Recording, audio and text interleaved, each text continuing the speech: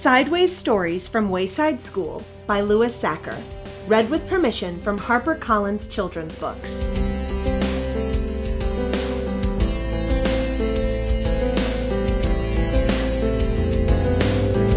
Chapter 8. Myron.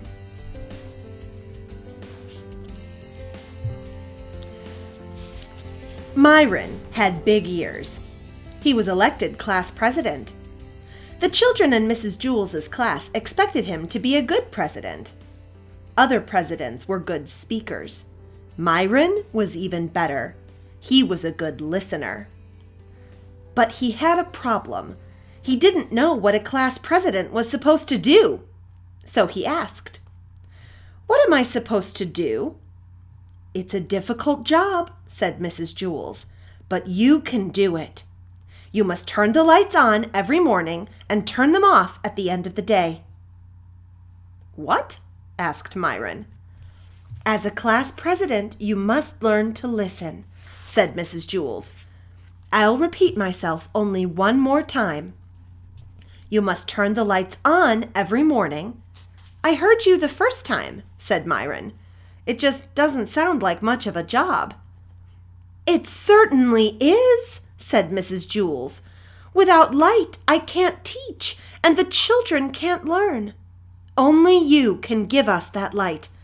I think it is a very important job." "I guess so," said Myron. He wasn't convinced.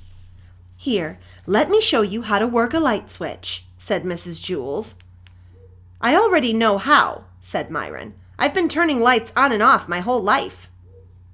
"Very good," said Mrs. Jewels. "You'll make a fine president." Myron wanted to be the best president ever, but it was such an easy job, he thought, that anybody could do it. When school let out that day, Myron stayed behind.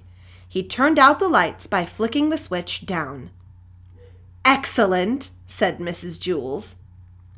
On his way home, Myron heard a horrible noise. First, there was a loud screeching, and then a sharp squeal, a roaring engine, and then the very faint sound of a girl crying. Myron ran to see what had happened.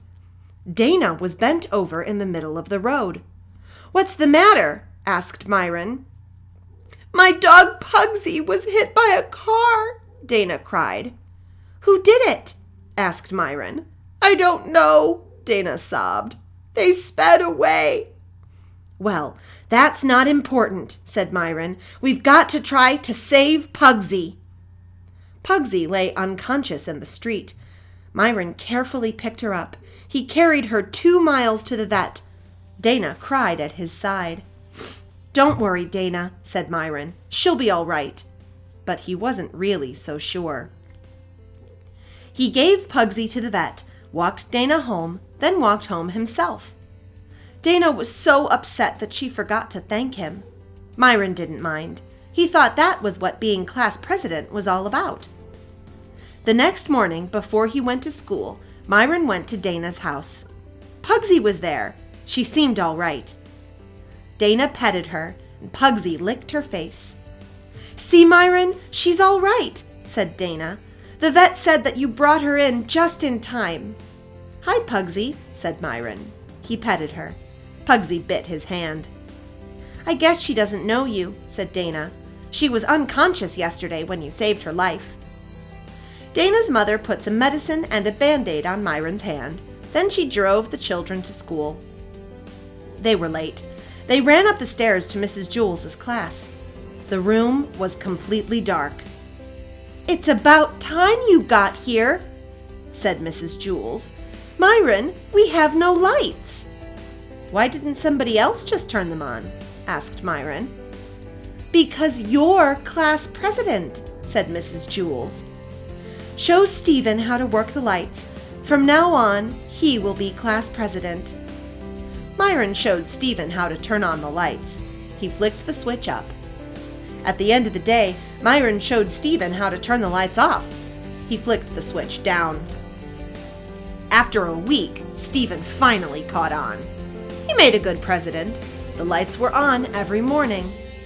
Myron, who was president for only a day, was the best president in the history of Wayside School. It was just that nobody knew it.